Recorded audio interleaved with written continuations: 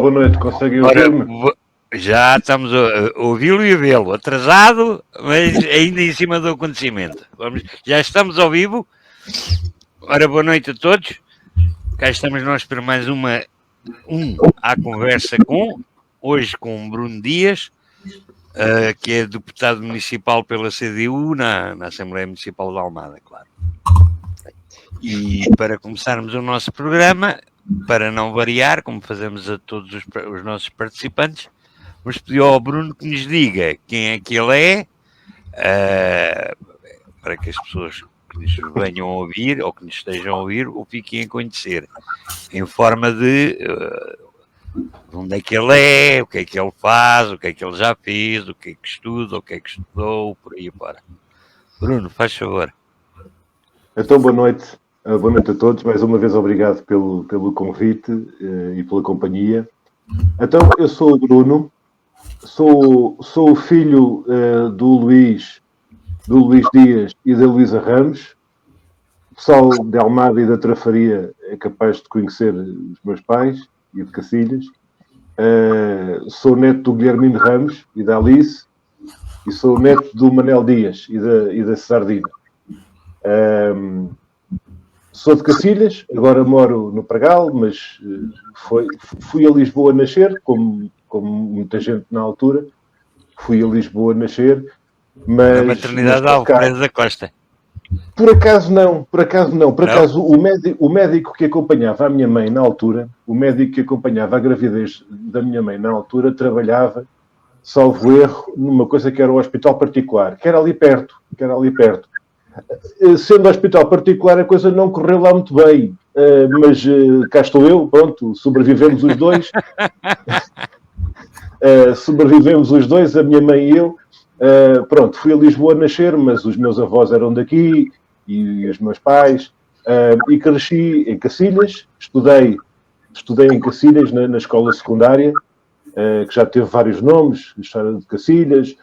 Primeiro acho que era a extensão da Anselmo de Andrade, nos velhos tempos, mas não é no meu tempo. Mais tarde passou a ser a Escola Secundária de Cacilhas, depois era Elias Garcia, depois é Cacilhas Tejo, e depois fui estudar para Lisboa para estudar Ciências da Comunicação, Jornalismo e Multimédia na Universidade Nova de Lisboa. Já estou há uns anos na Assembleia Municipal de Almada. Estava na JCP, estava na Juventude CDU e entrei como candidato quando era o Presidente da Assembleia, o José Manuel Maia, né, e estive com vários camaradas meus na altura. Em que ano, Bruno? Já estou como aquele da andota, não é? O que imita o lobo. Eu entrei para a Assembleia Municipal como militante da JCP e da Juventude CDU, vou-vos dizer, em 1997. E já é uma grande experiência. Já sou dos antigos. Entrei muito jovem, lá está. Estava o José Manuel Maia, Presidente da Assembleia, o meu grande camarada, e estava também a minha grande camarada, Maria Emília de Sousa, Presidente da Câmara Municipal. E em certas alturas, como compreendem, em certas alturas estive um bocadinho menos presente, outras estive mais presente. Procurei sempre acompanhar, por exemplo, o trabalho das comissões da Assembleia Municipal, porque, tal como na Assembleia da República, a Assembleia Municipal tem o trabalho das sessões plenárias, aliás, que é até onde normalmente as pessoas acompanham e até é possível participarem e pedirem a palavra, não é? E intervirem como munícipes, como cidadãos, mas para além das sessões plenárias, depois também é o trabalho das comissões da Assembleia, não é? E eu, ao longo dos anos, tenho participado na comissão da Assembleia que acompanha as questões dos transportes, da mobilidade, das infraestruturas. Ainda agora, daqui a uns dias, vamos reunir outra vez com o Metro Sul do Tejo e temos acompanhado com a área metropolitana de Lisboa e com as várias empresas. Portanto, é esse trabalho que ali temos feito. Fora isso, como eu dizia, estudei na área da comunicação e do jornalismo, trabalhei ainda no jornalismo durante uns anos, quando era mais novo. O meu partido, os meus camaradas, a dada altura, chamaram-me e disseram-me que eu podia dar uma ajuda e que fazia falta na área da comunicação, em termos aqui da região de Setúbal, e depois, logo a seguir, disseram-me que eu tinha de ir, entre aspas, que eu tinha de ir para a Assembleia da República, isto é, fazia lá falta um reforço, e lá fui eu, e estive também durante os anos na Assembleia da República, claro, mas sempre mantendo aqui a ligação ao nosso Conselho também e à Assembleia Municipal. Sim, o Bruno, para além de ser deputado municipal, era deputado na Assembleia da República. Não foi eleito agora. Exatamente. Nestas eleições não fui eleito, eu era candidato, efetivamente. Fez quantos mandatos? Já estou outra vez também com aquela coisa... Dois. Fez e substituiu, o primeiro fez substituição. Eu substituí na passagem do mandato 3 camaradas meus. Lopes. O Francisco Lopes na última vez.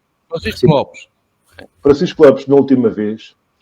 Antes disso, a Odete Santos, quando a Odete saiu da Assembleia. E antes disso, o Otávio Teixeira, quando o Otávio Teixeira era líder parlamentar e foi substituído em 2001, foi substituído enquanto líder parlamentar pelo Bernardino Soares, mas enquanto deputado do Distrito de Setúbal por mim, um jovem que tinha 24 anos na altura e fui parar à Assembleia com 24 anos, quando o Otávio Teixeira se retirou da Assembleia da República. E, portanto, também já é uma grande experiência como deputado, desde 2001. Sim, desde 2001, depois houve ali pequenas intermitências, lá está, em termos de eleições, substituições, etc., mas ainda na legislatura anterior havia um levantamento, porque isto é engraçado, porque tal como aconteceu agora com o António Filipe, que foi parar à presidência, entre aspas, não é, temporariamente, à presidência da Assembleia, foi dirigir os trabalhos, não é? Porque era o mais antigo, não é? E eu não era o mais antigo, mas era para aí dos mais antigos, era para aí o quarto mais antigo, e então havia uma lista, para o caso de haver algum azar, a Assembleia da República, isto é um segredo, toda a gente sabe, mas isto tem piada, mas vale a pena contar. Nos termos da lei, naturalmente que há um Presidente da Assembleia, há os Vice-Presidentes, mesmo durante o mandato, já depois de eleito o Presidente. E então há o Presidente, há os Vice-Presidentes, mas depois há uma listagem, para o caso de haver algum azar. Vamos imaginar que o Presidente da Assembleia está no estrangeiro e que o Vice-Presidente, até houve uma Vice-Presidente que teve um acidente, a deputada Edith Estrela teve um acidente e ficou internada durante uns dias. E então levantava-se a questão, se for preciso alguém presidir a Assembleia, quem é que é o mais antigo? E então fizeram uma listagem dos mais antigos. Ou seja, é como na tropa, a idade é um posto. Não é... Curiosamente, o João Carlos está a falar na idade. Houve uma altura, até certa altura, que era a idade. Era a tradição. Não, mas na tropa é idade em termos de tempo militar, não é? A idade do... É a antiguidade, não é? Mas na tropa diz a idade é um posto. Exato. Ou seja, aliás, eu acho que na Marinha até se diz entrou à esquerda de fulano e à direita de cicrano, não é? Porque é o mais antigo e o mais moderno, não é? Na Marinha, não sei, eu não estive na Marinha. Eu não estive lá. Mas agora, quando a gente tem uma perspectiva de antiguidade, a antiguidade, por exemplo, no Parlamento Alemão, há muitos anos, era pela idade. E a Rosa Luxemburgo chegou a presidir ao Parlamento Alemão e alertou para os perigos que vinham aí com o fascismo e com o nazismo, etc., porque era a mais velha. Durante muitos anos na Assembleia foi essa regra, em Portugal, mas substituíram da idade para a antiguidade, ou seja, passámos da experiência de vida para a experiência do trabalho da Assembleia. Mas na tropa diz que a idade é um posto, mas não corresponde à realidade, hein? Na tropa... Não, nem isso. Na tropa existe uma hierarquia que é dentro do mesmo posto, manda sempre o que tiver a nota mais alta de curso. Ok. E caso dos praças, não tem curso nenhum, não é? No caso dos praças, comanda o número mecanográfico. Estou a falar do que era antigamente, atualmente não sei. E aí entra a questão da antiguidade. O número mecanográfico mais antigo é que mandava. Portanto, o número mecanográfico mais baixo. Portanto, tudo isto para dizer, já tinha alguma antiguidade na Assembleia da República, mas ao longo de vários anos e de vários mandatos participei em diversas comissões parlamentares, mais recentemente no caso da Comissão Parlamentar de Inquérito sobre a questão da TAP, nas áreas dos transportes e obras públicas, infraestruturas, comunicações, também nas questões, digamos, internacionais, assuntos europeus. Houve ali alguma experiência diversificada, mas que ligou também aqui à Almada, relativamente à Assembleia Municipal e ao trabalho que, especialmente na Comissão Especializada na Assembleia Municipal, tem vindo a ser feito nessa área. Sim, senhora. Não sei se o Arthur ou o Mário querem fazer alguma questão. Eu posso meter a primeira questão, se me importa. Então, força. Licenciado em Ciências da Comunicação, foi eleito pelos estudantes para o Conselho Pedagógico dessa faculdade. Fale-nos dessa situação, por favor. Por acaso, é uma coisa que eu nunca contei a ninguém. Mas quem estava não, este episódio que eu vos vou contar, esta situação que é caricata. Às vezes, na altura, havia mais barcos para Lisboa do que há agora. Lembro-me perfeitamente, a gente apanhava em Cacilhas ou o ferry, que era de 20 em 20 minutos, ou apanhava o Cacilheiro, que, salvo erro, chegava a ser 7 em 7 minutos para o Terreiro do Paço. Mas o que é certo é que, por um motivo qualquer, já não sei explicar porquê, também tinha, às vezes, as minhas tarefas na JCP, havia ali alguma coisa que me prendeu naquele dia, e eu cheguei atrasado à aula do professor Adriano Duarte Rodrigues, que era o professor de semiótica, era um catedrático da universidade, era uma grande autoridade lá na universidade, e eu estava completamente atrapalhado porque ia chegar atrasado à aula. A turma era grande, mas eu não gosto nada de chegar atrasado e já na altura não estava nada satisfeito. Tento muito disfarçadamente abrir a porta e entrar na sala. Toda a gente olha para mim e começa-me a dar uma grande salva de palmas. Uma grande salva de palmas. E eu pensei, isto deve ser o professor que deve ter dito uma coisa qualquer a combinar que quem chegar atrasado, para ser envergonhado, leva um aplauso. E fiquei aflito. Isto agora, lá porque o tipo se atrasa, agora tem que passar por esta praxe. Está bem, não disse nada. E então houve uma colega minha, por acaso está na agência Lusa, que me disse, então muitos parabéns. E eu, então parabéns, já é demais. E então era o quê? Eu tinha acabado de ser eleito à revelia para representante dos estudantes do Conselho Pedagógico da faculdade. E como eu me atrasei, o que não estava foi o que foi eleito. Isto às vezes acontece também, né? Nos trabalhos. Né? Então, eu até estava quase pronto para dizer, nem pensei nisso, não há hipótese, isto também não é assim, eu não me sinto em condições de estar a fazer essa função. Mas antes que eu começasse a falar, o professor Adriano Duarte Rodrigues começa a fazer uma intervenção, não é um discurso, não é uma palestra, fez ali disse umas palavras dirigidas à turma sobre a responsabilidade da participação, sobre a importância de nós representarmos os nossos pares, de nós sermos escolhidos pelos nossos pares. Eu não vou estar aqui agora a amassar-vos com muito tempo com isto, mas o que é certo é, para alguém que na altura já estava na JCP, já entendia esta ideia de participarmos e de ajudarmos e de fazermos parte de alguma coisa representando, digamos, o coletivo e tal, eu estava a ouvir as palavras do homem e a pensar, eu agora quem sou eu para dizer que não?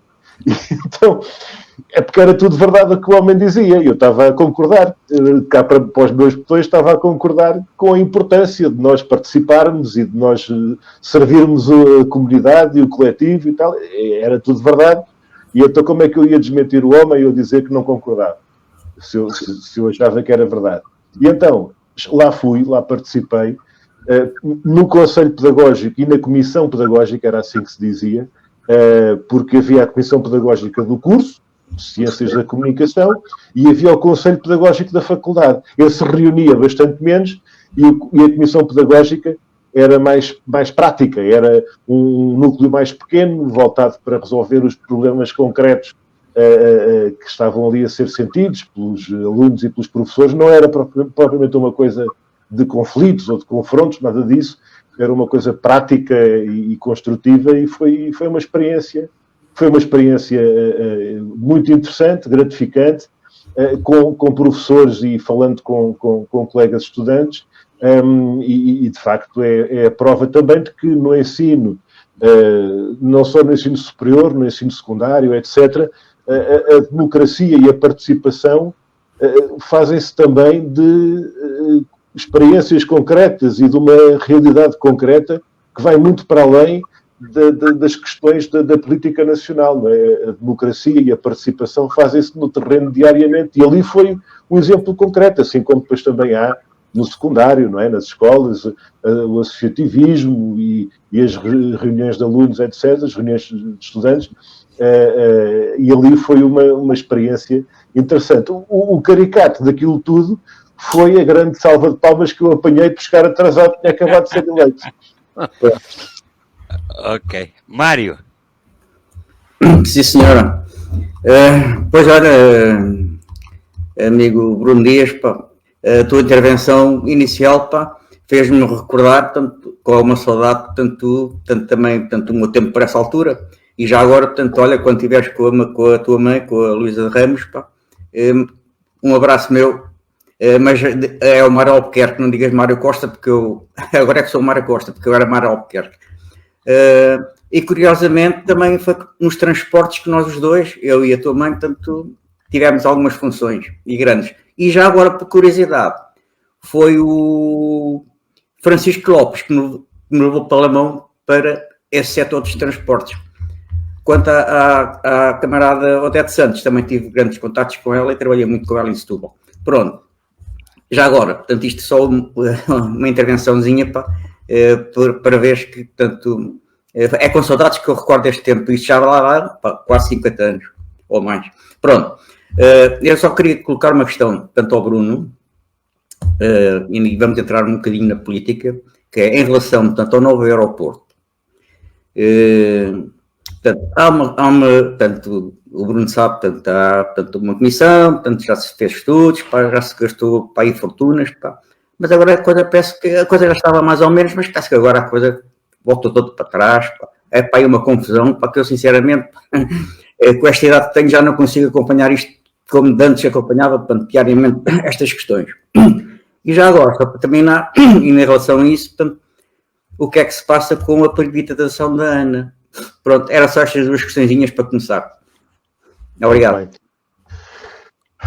Eu é que agradeço muito as palavras do Mário Albuquerque, quer em relação a essa ligação mais, vamos dizer assim, mais humana, mais pessoal, porque é uma gratidão muito grande que eu sinto e uma ligação muito grande de afetividade, e nós hoje, por coincidência, até inicialmente, há uns tempos, quando se falou de nós termos esta nossa conversa, a data inicialmente prevista nem era a de hoje, mas calhou por coincidência que no dia de hoje, em que estamos aqui a ter esta conversa, realizou-se no Conselho de Almada a 14ª Assembleia da Organização Concelhia de Almada do meu partido, do PCP. E então, quando hoje, no Clube Recreativo do Feijó, ao longo de todo o dia, se reuniu a Assembleia da Organização do Conselho de Almada do PCP, quem é que estava lá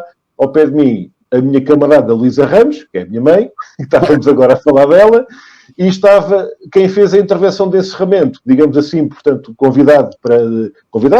dirigente do partido que participou e encerrou a Assembleia, o Francisco Lopes, que o Mário agora estava a referir-se, estávamos cá todos, e é muito interessante. Eu aqui muito pertinho, sim senhora. Exatamente. Aqui no Clube Recreativo do Feijó cá estivemos. E, portanto, foi um dia também nesse aspecto importante e significativo. E quando o Mário falava das saudades desse tempo, e lembrando também a Odete Santos, lembro-me que no último dia que a Odete estava na Assembleia da República a intervir na sessão plenária, fez a última intervenção na sessão plenária, eu estava lá, nas galerias, a ouvir, e uma parte da intervenção dela, que eu acho que até foi muito significativa, tem muito significado para a nossa maneira de olhar para a vida, que ela foi buscar um poema, foi buscar um verso de um poema, que eu já não me lembro agora exatamente o nome do poeta, mas que o grupo Trovante até foi buscar essa expressão, que é Saudades do Futuro. Saudades do Futuro.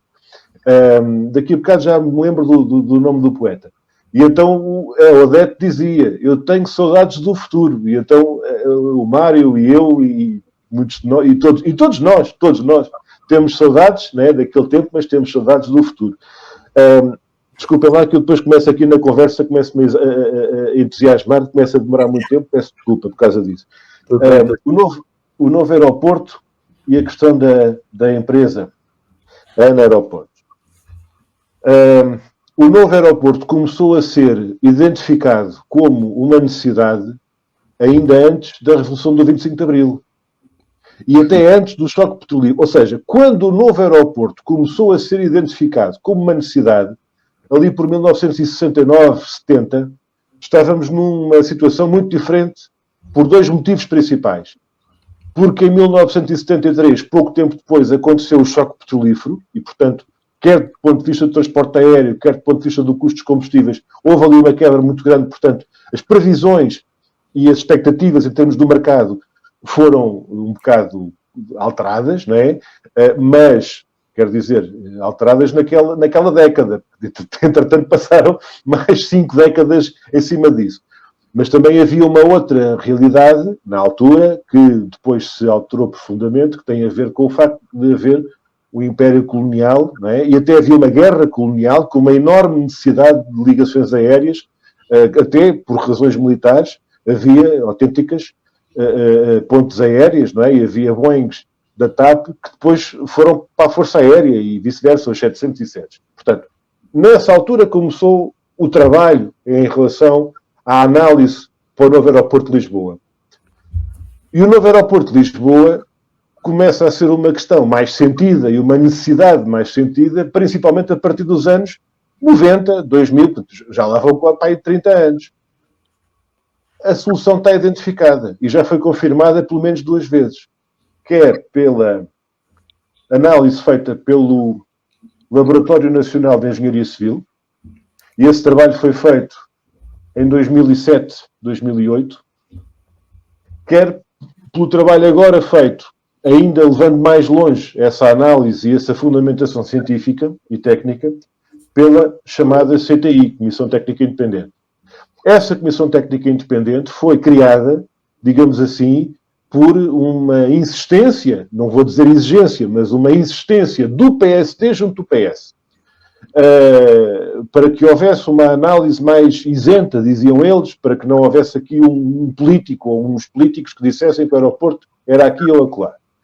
E, portanto, quer do ponto de vista do Laboratório Nacional de Engenharia Civil, quer do ponto de vista da Comissão Técnica Independente, a avaliação que foi feita nos termos científicos confirmou que a melhor solução é mesmo esta zona, é a região de Setúbal. Pronto, é a Península de Setúbal, mas é na zona onde já passamos de Setúbal para o Ribatejo, para a zona de Benavente, por assim dizer. É o campo de tiro de Alcochete, que por acaso não é em Alcochete, é na zona de Canha e de Samora Correia.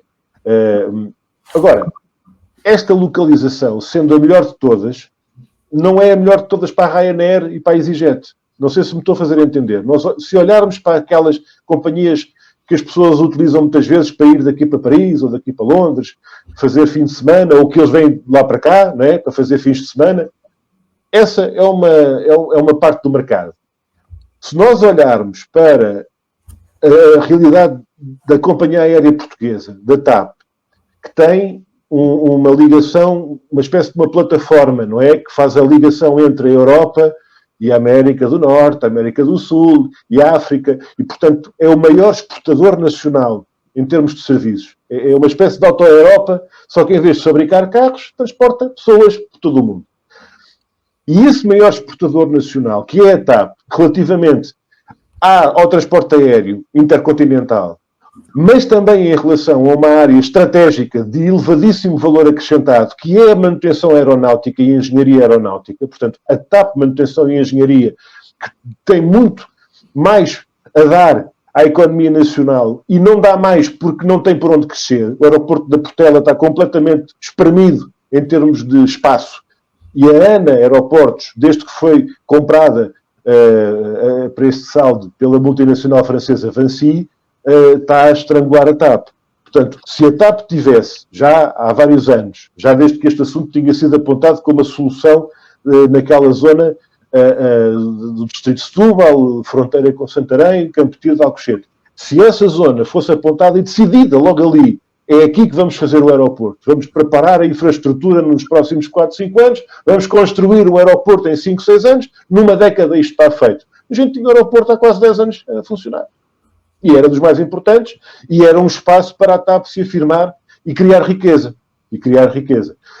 Não foi assim. Porquê? Porque prevaleceu o interesse da multinacional Vinci, que passou a ter a ANA Aeroportos sob o seu controle, e que tem o aeroporto da Portela, não é? O aeroporto internacional Humberto Delgado, o aeroporto da Portela, como uma autêntica casa da moeda. Porque aquele aeroporto é super lucrativo. Aquilo é uma espécie de um centro comercial, com uma pista nas traseiras, no centro de Lisboa, com uma estação de metropolitano, com os táxis e aquela coisa toda. Portanto, é dos aeroportos da Europa toda, com o maior movimento às portas do centro da cidade. Quando foi construída em 1945, quando foi discutido em 1940, em termos técnicos, diziam, e na Portela isso é muito longe. E havia quem defendesse fosse no Campo Grande. E até havia quem defendesse que fosse na Pedreira, que é a Pedreira o quê? É a parte de cima do Parque Eduardo VII.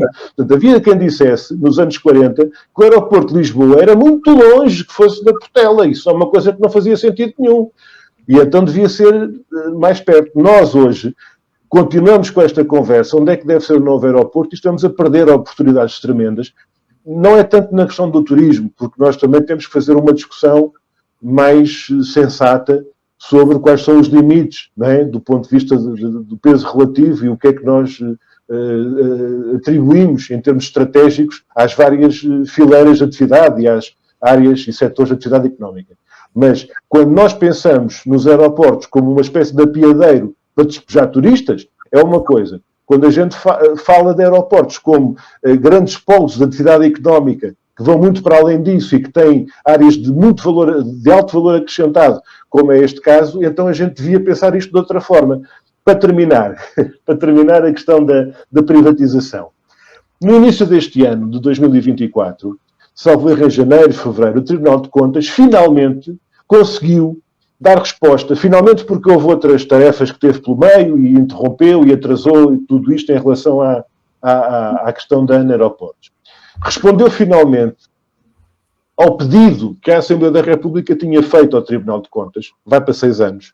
Foi há 6 anos que nós pedimos ao Tribunal de Contas, nós, Parlamento, para fazer uma auditoria e uma análise aprofundada às contas e ao negócio que representou na altura, 10 anos atrás, portanto, um bocadinho mais do que isso, 2012, salvo erro, a privatização da ANA Aeroportos. E o Tribunal de Contas revelou os números daquele negócio e aquilo é um escândalo. E o Estado pode ter ficado a perder, acumuladamente ao longo da concessão, alguns 20 mil milhões de euros. Por um negócio de uma venda que foi anunciada como 3 mil milhões e que, na verdade, não passou de 1,3 mil. 1.300 milhões de euros para vender aquilo que eles, na altura, disseram que estavam a ganhar 3.100, que é mentira, e que, na verdade, o Estado pode perder 20 mil milhões ao longo destas décadas. Nós aqui este mês, na Assembleia da República, por parte do PCP, apresentámos a proposta para que se criasse uma comissão parlamentar de inquérito e, para meu espanto, confesso, porque até estava a pensar que a votação e que os alinhamentos fossem outros, mas quem é que votou contra? Votou contra o PSD, o CDS e o PS. E, portanto, nós que apresentámos uma proposta que estava, eu diria, mais do que fundamentada, era o próprio Tribunal de Contas que estava a demonstrar que era preciso aprofundar e tirar consequências daquelas opções e daquele negócio da privatização da ANA. Pronto, isto não vai para a frente na Comissão Parlamentar de Inquérito, porque o PSD e o PS e o CDS ficaram de acordo que mais valia não fazer esse trabalho. Mas é um tema que continua atual, penso eu, e portanto é uma coisa que continua a ser uma exigência o esclarecimento, o apuramento, o retirar consequências e ilações desta situação que continua a ter impactos na vida do país e na economia e no interesse público ao longo destes anos. Muito obrigado. Ok. Bruno, uma questão que me estava aqui a lembrar. Foi notícia ontem, salvo erro, antes de ontem, que a vereadora municipal da CDU, Maria das Dores Meira, se tinha demitido e consta, não sei quanto é que isso será de verdade, vai ser candidata à Câmara de Setúbal como independente. O que é que nos pode dizer sobre isso? Sobre essa questão, posso dizer que ficamos a saber que esse afastamento, digamos assim, foi concretizado agora, por estes dias, que Maria das Dores Meira, que durante muitos anos esteve como vereadora e depois presidente da Câmara de Setúbal, e agora nestes últimos anos como vereadora na oposição na Câmara Municipal de Almada, tinha assumido uma opção de se afastar dessa tarefa e de se afastar da sua militância, da sua participação neste partido, sobre essa questão de outras atividades ou de outros projetos. Não tenho conhecimento, não vou fazer nenhuma especulação e, portanto, não tenho, digamos, ideia nenhuma do que é que poderá vir a acontecer. O que eu posso dizer é que quando há alguém que tem uma participação, que tem um percurso de trabalho e que se dedicou a uma causa e que a partir de certa altura se afasta dessa participação e dessa causa, aquilo apenas que eu posso dizer é que é algo que eu tenho a lamentar, mas naturalmente que respeito, porque especialmente num partido como o meu, é mesmo uma questão de opção de vida, de militância, de dedicação, e portanto, quero dizer, ao longo de 103 anos de vida e de luta, neste partido está bem quem quer mesmo estar aqui e quem se identifica mesmo com estes princípios, com estes ideais, com este projeto, e quem não se identifica tem essa opção que é tão livre como a opção de entrar e de passar a fazer parte. Portanto, sim, mas eu essa parte ainda não conhecia, nem tinha ouvido falar, não sabia que ela tinha saído também do Partido Comunista. Eu creio que sim, creio que é essa situação, mas quer dizer, relativamente a candidaturas outras e a participações outras, quer dizer, só seria possível, né? Só se poderia equacionar uma coisa dessas fora da militância de um partido, ou seja, eu não sei se noutros partidos é possível concorrer contra o partido que se é membro, né, como independente. Esta questão dos independentes é uma palavra sempre que merece alguma reflexão, né? Porque eu também sou independente, não dependo de ninguém, mas tenho a minha opção, né? Mas, portanto, uma pessoa que é, como é que se diz? As listas de cidadãos e eleitores, é assim que a lei define, as listas de cidadãos e eleitores, que não estão ligadas a nenhum partido formalmente. Já tem acontecido, às vezes, certas coisas que depois a vida veio demonstrar que não era bem o que se pensava. Relativamente a uma outra candidatura, não creio que fosse possível, neste partido ou noutro, concorrer fora do espaço de participação de militância partidária de qualquer pessoa em qualquer partido.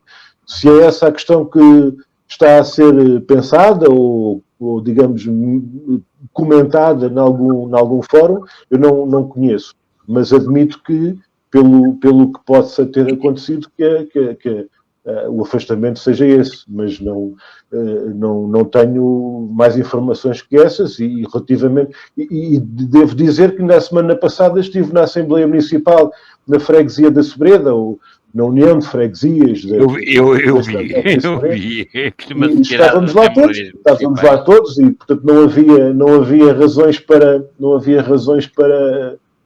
pensar que fosse de outra forma. Inclusive a Dor de Meira participou nas cerimónias oficiais do município como representante do PCP. No dia 25 e no dia 26, e no dia 26 apresentou a demissão. Um dia depois. Nestas coisas, como é que costumava dizer o meu avô Guilhermino, o tempo dá grandes lições à gente. O tempo dá grandes lições à gente. Isto é duas frases que eu tenho daquela altura do meu avô. É o tempo dá grandes lições à gente e o ser humano é muito complicado. Também é verdade. Ok, e planos para o futuro, Bruno? Substituições na Assembleia da República, candidato às europeias? Então, sobre essas duas, nem uma coisa nem outra. Do ponto de vista pessoal e individual, posso-vos dizer que não é segredo nenhum e não seria nenhum desrespeito nem nenhuma inconfidência. Posso-vos contar que o meu partido, digamos, desafiou-me, convidou-me, convocou-me para ajudar, digamos, no trabalho coletivo que temos ali na Assembleia da República, não como deputado, porque não fui eleito, mas naquele coletivo de camaradas meus que ali estamos, a dar apoio ao trabalho parlamentar e com a ligação também à Assembleia Municipal e aqui ao Conselho e à região. Relativamente às substituições, não está nada colocado em cima da mesa, não, é uma questão que não está colocada, e relativamente às eleições para o Parlamento Europeu, naturalmente estou empenhado, estamos coletivamente empenhados nessa batalha, ainda hoje falámos sobre isso também, relativamente aos desafios que temos pela frente, de uma força de coragem, de uma força que marca a diferença pelo trabalho incomparável que temos vindo a fazer lá em Bruxelas e em Estrasburgo e aqui em Portugal, no terreno, na ligação à vida concreta daqui também da nossa região, das várias regiões e do país todo. Os candidatos foram apresentados, há vários candidatos também da nossa região, eu não sou um deles. Posso falar, por exemplo, vou ser injusto para os outros, mas para mim é uma novidade mais recente, é um amigo e já posso considerar camarada no sentido não de militante partidário, mas camarada de luta e uma pessoa que eu tive muito gosto em conhecer recentemente, também na batalha das legislativas e agora é candidato ao Parlamento Europeu aqui na nossa região, que é o Rafael Plauden. Talvez se lembrem deste nome, deste apelido Plauden. É um jovem daqui a bocado quase da minha idade, mas é um homem ligado também ao basquetebol e à formação e às crianças e aos jovens lá no Conselho da Moita e não só, e tem um trabalho muito interessante nos bairros e na ligação às questões da habitação com o movimento da vida justa. Portanto, este é um dos candidatos daqui da nossa zona, de uma lista nacional, não é? Da CDU ao Parlamento Europeu, e eu não estou lá, mas vou estar e podem contar que eu vou ser um dos muitos ativistas empenhados neste combate para que Portugal possa ter uma voz corajosa e uma voz que faz a diferença, não para defender as multinacionais e as grandes potências, mas para defender o nosso país no Parlamento Europeu. Eleições que pela primeira vez vão ser diferentes em Portugal. Estas eleições vão ter, por um lado, uma possibilidade de fazer a participação e a votação na semana anterior, que é, se calhar, uma boa ideia para as pessoas que quiserem aproveitar aquele fim de semana prolongado, porque naquele dia é a votação praticamente em toda a União Europeia, não é? Portanto, no conjunto dos países que vão ter representação no Parlamento Europeu, a votação vai acontecer em simultâneo. E a opção 9 de junho, que eu saiba, o próprio Governo, o Presidente da República, os partidos em Portugal disseram que não era a data mais adequada, por causa do feriado 10 de junho, o fim de semana prolongado, as pessoas que vão para fora aproveitam a ponte, etc. Mas, já que ficou para aquele dia por todos os países da União Europeia, praticamente, vai ser possível, e quem quiser ir para fora pode aproveitar na semana anterior, fazer o voto antecipado em mobilidade. Eu penso, segundo eu li, não sei nada de concreto, que no próprio dia se pode votar, seja em que a Assembleia de Voto for, porque pela primeira vez vai ser eletrónico. Eu também li essa estava a falar. informação. E disso eu sei porque estão concursos abertos em todos os municípios para técnicos de informática. Sim, e eu agora vou-vos dizer uma coisa. Eu espero mesmo que corra tudo bem. Espero mesmo que corra tudo bem. Porque eu não sei como é que estão a pensar fazer, portanto não posso manifestar-me. Eu só sei que têm concursos abertos para técnicos informáticos em todos os municípios e li que pela primeira vez se poderia votar fosse em que a Assembleia de Voto fosse, e suponho, porque não estava lá em lado nenhum, que era antecipado, que era no próprio dia, porque se é informático pode descarregar automaticamente o que votou, seja em que sítio for. Nesse aspecto, eu tenho duas preocupações. Eu e os meus camaradas, o meu partido, tem, até quando se discute do ponto de vista do sistema eleitoral e até das próprias leis eleitorais essa matéria, há dois alertas, digamos assim, que a gente costuma fazer. Por um lado, para já não se deve mesmo abandonar a prova, que do ponto de vista, eu diria até do ponto de vista democrático, a prova física do voto, das mesas de voto, não deve ser eliminada para ser apenas substituída por um registro informático.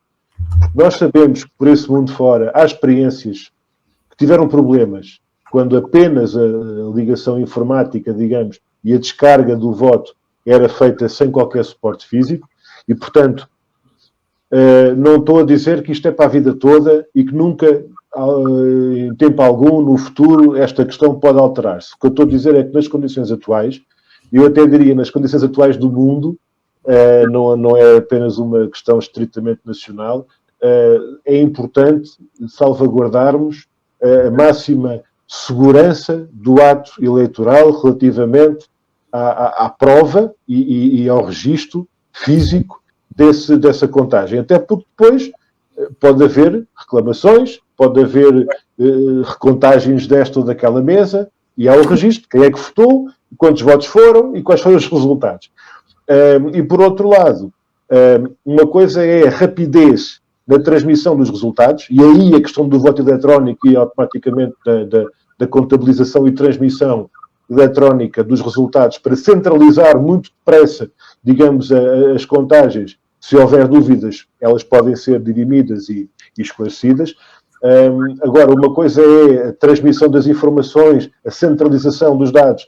Outra coisa diferente é a desmaterialização, digamos assim, de todo e qualquer registro físico da votação. Eu espero que haja prudência, digamos assim, para que os passos que sejam dados adiante não descredibilizem, digamos, a inovação e aquilo que, do ponto de vista tecnológico, se possa avançar. Porque se dar um passo muito grande e depois correr mal, espero que não haja problemas. Eu espero mesmo que corra bem. Eu volto a dizer, estou a falar um bocado de cor porque não sei praticamente nada. Sei o que li em relação a que se poderia votar em qualquer assembleia de voto e sei dos anúncios. Mas, segundo eu depreendi, pelos anúncios a pedir informáticos, porque eles vão estar lá não para assistir o voto, mas para dar assistência às assembleias de voto, depreendo que existam assembleias de voto na mesma, com os representantes dos partidos na mesma. Portanto, não é difícil de, juntamente com o voto, haver um membro ou dois membros da mesa, exatamente como se faz nos cadernos eleitorais, que confirmem o voto. Automaticamente é praticamente como se fosse escrito sem o ser, e é muito mais rápido, mas eu estou a falar de cor, não sei se é assim que pensam fazer ou como é que vai ser feito. Não sei o que é que o Bruno sabe mais, por isso é que eu estava a tentar saber mais alguma coisa. Quero dizer, o João Caixaveira agora falava, tem a ver com os anúncios que têm sido colocados, e eu também tenho essa ideia, relativamente à continuidade e à manutenção dos registros em papel dos boletins de voto, não tenho a certeza, eu penso que não vão ser retirados, não vai deixar de haver o boletim de voto para nós fazermos essa escolha, mas se houver, de qualquer das formas, para um lado ou para o outro, é o que eu digo. Eu espero que corra tudo bem. Espero que corra tudo bem. Estas experiências devem ser feitas com rigor e com prudência e com preparação. Nas últimas eleições em Évora, salvo erro, houve uma experiência piloto de voto eletrónico. Não conheço ao detalhe o relatório ou os relatórios da avaliação dessa experiência, mas as notícias que surgiram na altura é que não eram espetaculares. Não estou a dizer agora em 10 de março, estou a dizer nas eleições anteriores. E então a avaliação não era espetacular relativamente a essa experiência. Portanto, mais vale darmos passos seguros e bem preparados. É só isso.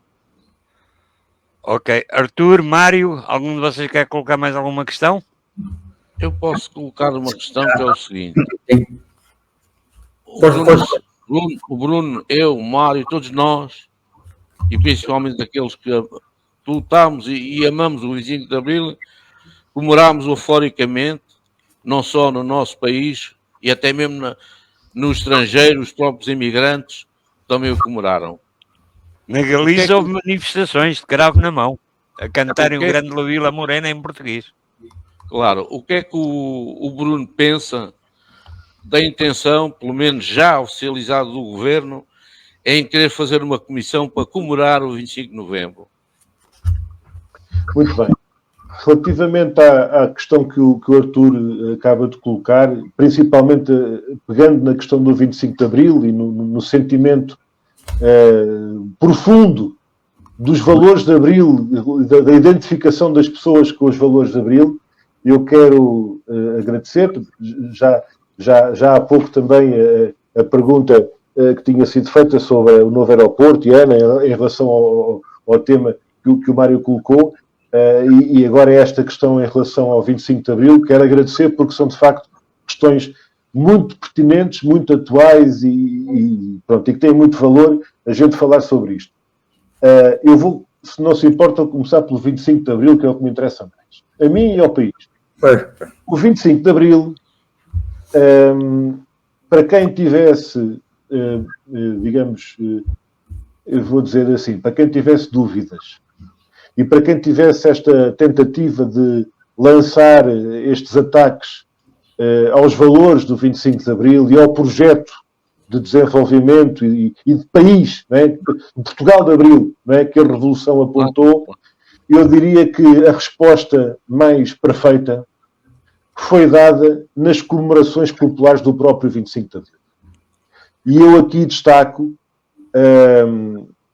principalmente o desfile que aconteceu, as comemorações que aconteceram em Lisboa neste 25 de Abril de 2024, do Marquês até aos restauradores e ao Rossio, mas também por todo o país, no Porto, em Coimbra, por toda a parte, até no Algarve, e o João Carlos Silveira agora lembrou que os nossos irmãos, os nossos amigos galegos também tiveram, em mais do que uma ocasião, várias ocasiões, também aquela homenagem ao 25 de Abril, o grande La Vila Morena, em português, aquelas concentrações, foi de facto, e também nas comunidades portuguesas, tenho conhecimento em vários pontos da Europa, e não só, e fora da Europa, esse festejo, com uma participação, e é assim, para quem esteve nas comemorações em Lisboa, no 25 de Abril este ano, eu posso dizer assim, a gente nunca viu nada assim. E havia camaradas meus, assim, como vocês sabem, ao contrário dos amigos que aqui estão, ao contrário de vocês, que estavam e com força, estavam cá com força e lá fora, no 25 de Abril de 74, eu nasci 2 anos depois, e portanto eu não vivi o 25 de Abril. A minha geração, nós somos os filhos do 25 de Abril, não é? Agora, por sorte minha, por razões de família, falámos há pouco, por razões de amigos, por o ambiente em que eu cresci ao longo da minha vida a comemorar todos os anos o 25 de Abril. Não é? E eu nunca vi nada assim. E os meus camaradas e amigos, e os meus amigos mais velhos que estavam lá nesta comemoração do 25 de Abril em Lisboa, disseram todos que nunca tinham visto nada assim no 25 de Abril. E depois até havia quem tivesse feito uma referência a dizer que era mais ou menos comparável, ou pelo menos havia uma lembrança que surgia, e não foi nem foi um nem dois, foram várias pessoas que disseram que havia uma lembrança que surgia daquele ambiente, daquelas multidões, a gente não conseguia passar, era uma loucura, na Avenida da Liberdade, nunca vi. Fazia lembrar a alguns mais antigos o 1º de Maio de 74. Exatamente. O primeiro de Maio a Liberdade. Exatamente. As pessoas a abraçarem-se, novos e velhos, a alegria que estava naquele instante, a quantidade de gente que nunca tinha ido, e pessoas até próximas de mim, que nunca foram às comemorações do 25 de Abril e disseram este ano tem de ser. Portanto, isto significa que esteve ali à vista uma resposta poderosíssima, e agora aqui nem vou fazer equiparações ou análises matemáticas de sentidos de voto ou de votações, isso é outra coisa. As pessoas saíram à rua, fizeram ouvir a sua voz, disseram, nós estamos com o 25 de Abril, nós somos do 25 de Abril, somos da liberdade, somos dos valores desta revolução. Não apenas pela memória, não apenas por uma homenagem, porque as homenagens há muitas. E aquilo o que se fez sentir foi uma ligação, uma perspectiva de futuro. Foi uma ideia de futuro. A gente tem que estar nisto para enfrentar o que aí vem, para construir alguma coisa e para impedir ameaças que podem estar aí colocadas. E eu aqui faço uma grande diferença, até comparando aquilo que se passou o ano passado, em novembro. Porque não foi agora que eles começaram a falar do 25 de novembro. A grande diferença que eu observo é que o 25 de Abril comemora-se nas praças, nas avenidas, nas ruas, comemora-se com milhares de pessoas, centenas de milhares de pessoas, talvez 1 milhão de pessoas. E enquanto o 25 de Abril é festejado e celebrado nas avenidas e nas praças, pelo que a gente observa, o 25 de novembro é celebrado em alguns salões. E é celebrado em alguns salões por algumas pessoas que continuam a fazer, digamos assim, uma afirmação de algo que parece mais ser uma espécie de ajuste de contas com o 25 de Abril. E, portanto, Isso mesmo, bem dito. E enquanto eu observo personalidades da nossa cultura, da política, do desporto, eu vi um jogador do Penafiel à saída do jogo esta semana a dirigir-se aos microfones a dizer, antes de falar do jogo, quero dizer, o principal, a grande vitória de hoje não é do Penafiel, é do 25 de Abril. E falou dos 50 anos do 25 de Abril de uma forma brilhante. E, portanto, da cultura, do desporto, da política, na população, não é? Faz-se sentir esta ligação, estas raízes profundas dos valores de Abril. E no movimento associativo também. Sem dúvida nenhuma. E, aliás, mais uma vez em Almada, nós tivemos este ano o movimento associativo nas mais diversas expressões, desportivo, cultural, recreativo, ranchos folclóricos, quer dizer, as pessoas que participam, que dão força, não é? E que fazem expressar esta identidade e esta cultura da participação no associativismo no nosso Concelho de Almada, estiveram e deram vida os bairros, quer dizer, pessoas ligadas à vivência dos moradores de bairros do Concelho. Quer dizer, é pena que ficassem lá longe os responsáveis do município, isso é outra conversa, não vou agora estar aqui a desviar a conversa, mas isto é um sentimento da população do mais profundo e do mais significativo que está enraizado no nosso povo.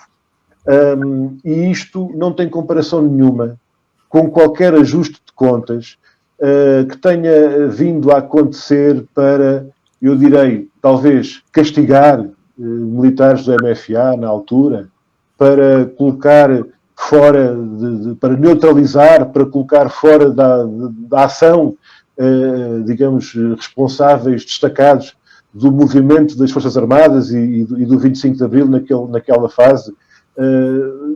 Também vamos lá olhar para a Constituição da República.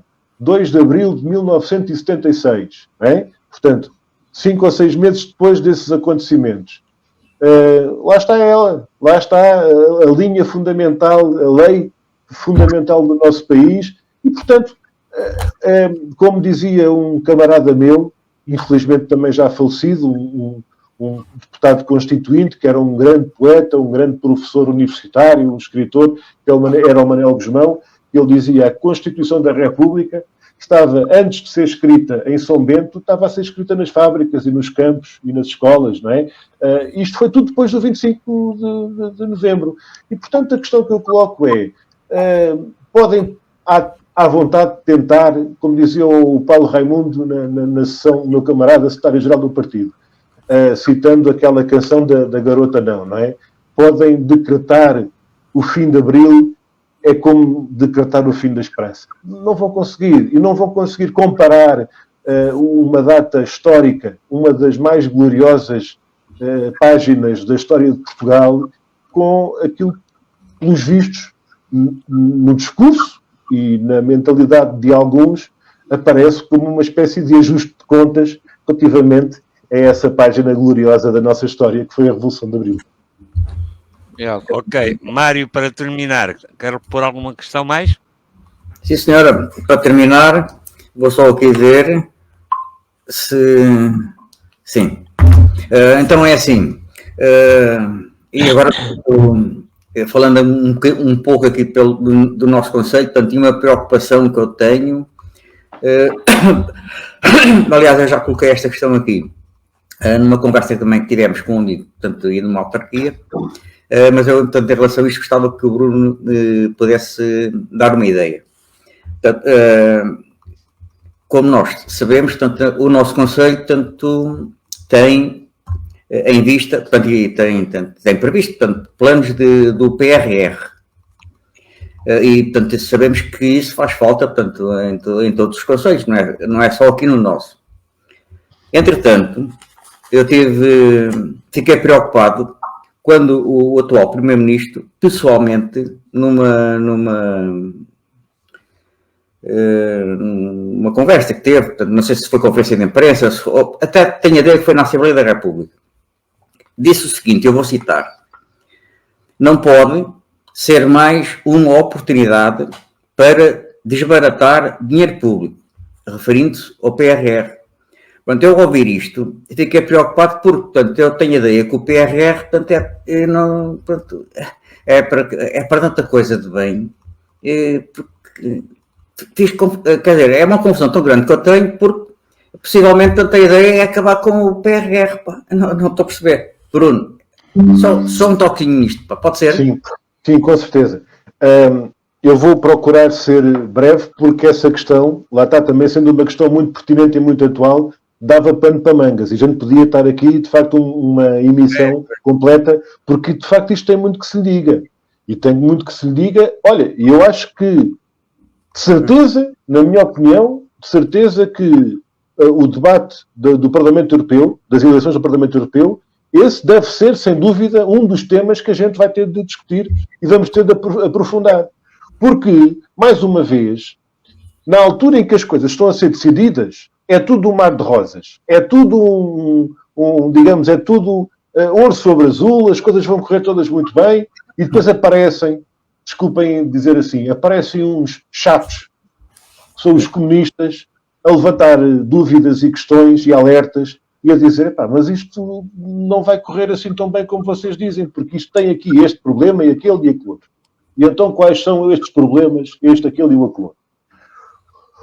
Este tem a ver com os fundos comunitários em geral.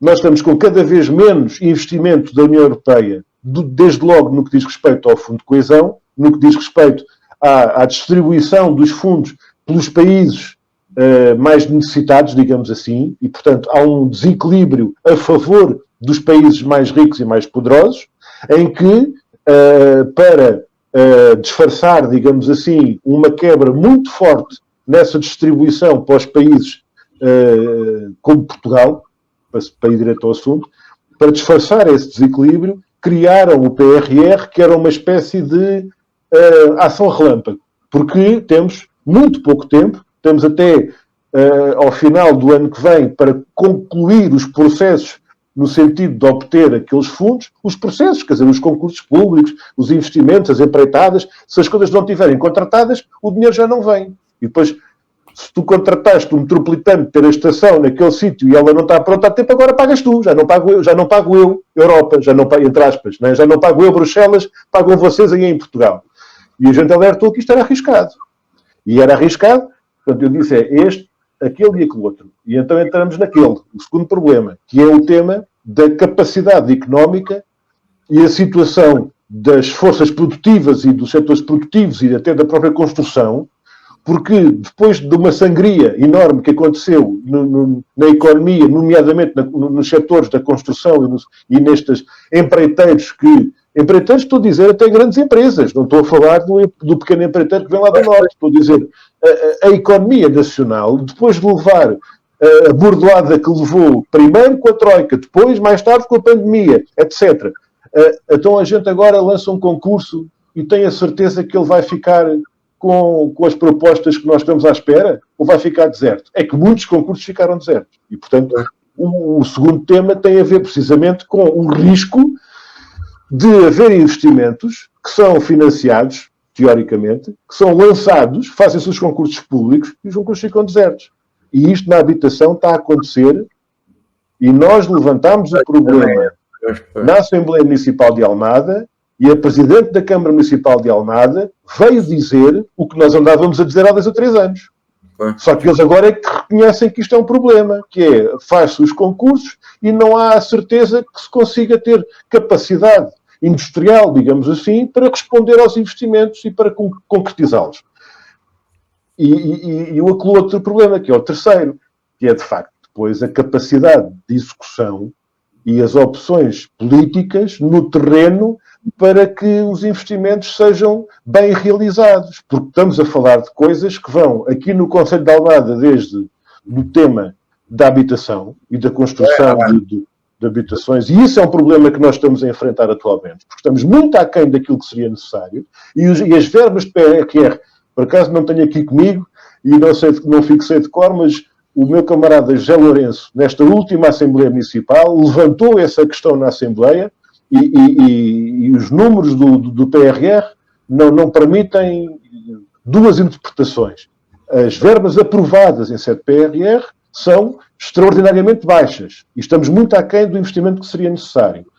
E então aí coloca-se o tema, capacidade de execução, capacidade de investimento, capacidade de, como dizia o outro, pôr o guiso ao gato, não é? Ou seja, concretizar e passar à prática. E, portanto, há um conjunto de investimentos que nós, Portugal, corremos o risco de estar a desenvolver e a tentar lançar projetos que depois ficam todos para nós pagarmos e a União Europeia acaba por não comparticipar porque passou o dia tal da entrega dos contratos relativamente ao cumprimento dos prazos de assinatura e de pagamentos e fica o dinheiro novamente de regresso a Bruxelas para quem o apanhar.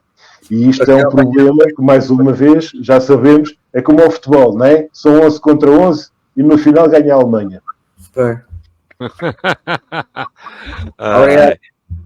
Ok. Para terminar, Bruno, as últimas palavras, a mensagem que quero deixar aos almadenses. Muito bem. Vou ser breve e sincero, como sempre. Nem sempre costumo ser breve, mas sou sempre sincero. Queria mandar um abraço a todos. É bom encontrarmos por aqui. Quero dizer que esta conversa foi, mais uma vez, um prazer e principalmente nos tempos que correm e nos tempos que temos pela frente, é muito importante nós termos uma palavra a dizer e tomarmos nas nossas próprias mãos o futuro que deve ser construído, um futuro melhor no nosso concelho, no nosso país, no mundo que nos rodeia. Estamos naturalmente com desafios e com exigências que não são pequenas, que não são simples, mas é preciso ter confiança em nós próprios, na nossa luta, na capacidade de construirmos uma vida melhor e lá está. E devemos contar uns com os outros, pelo menos comigo podem contar. Um grande abraço a todos e obrigado. Sim, senhora. Obrigado nós também, pá. Obrigado nós, Bruno. E todos ao 1º de maio para fazer um novo 25 de abril. Muito bem, muito bem. Essa é boa, Mário. Essa é uma questão central. Todos ao 1º de maio, no 25 de abril, esqueci-me de falar nisso. Vai ser muito importante nós participarmos no 1º de maio. Muito bem, muito bem. Obrigado. Mais uma prova que este governo tem que repensar bem no que está a fazer. Ok, muito obrigado pela participação. Até uma próxima oportunidade, esperemos que haja mais. E boa noite a todos. Até de hoje. Eu ando um bocado baralhado, não sei agora se é daqui a 2 a 8 dias, se é 2 a 15, mas. É 2 a 8 dias. A gente avisará. Sim, senhora. Ok. Um grande abraço. Boa noite. Então, boa noite a todos. Vou dar por encerrada a transmissão.